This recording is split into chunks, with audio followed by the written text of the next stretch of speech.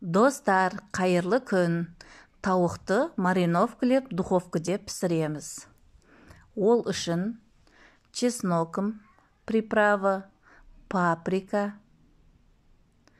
және тұз, қара бұрыш, корейский приправа, майонез, кетчуп и оливковое масло. Барлығын алдын ала араластырып дайындап аламыз. Тауықтарды жуып дайындап қоямыз алдын ала. Енді тауықтарымызды салып, жақсылап араластырамыз.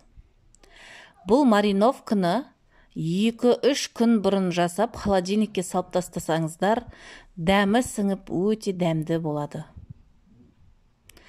Енді картошкамызды дайындаймыз, тазалап, турап. Противнге тауықтарымызды орналастырамыз, аяқтарымызды.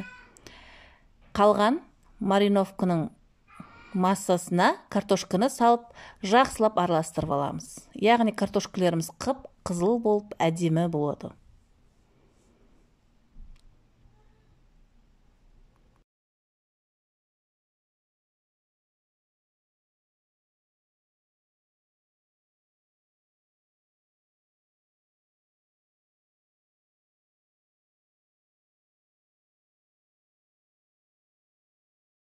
Картошканы барлығын противнге орналастырғаннан кейін бетін фольга жауып, духовкаге 200 градусқа 60 минутқа пісіріп аламыз.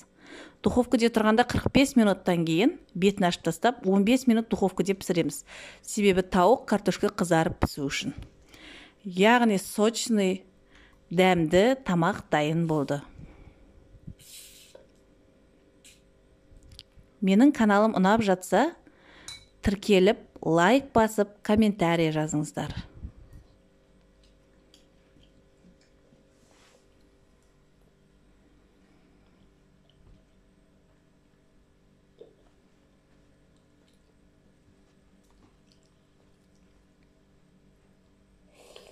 Міндетті түрде жасап көріңіздер. Ас болсын.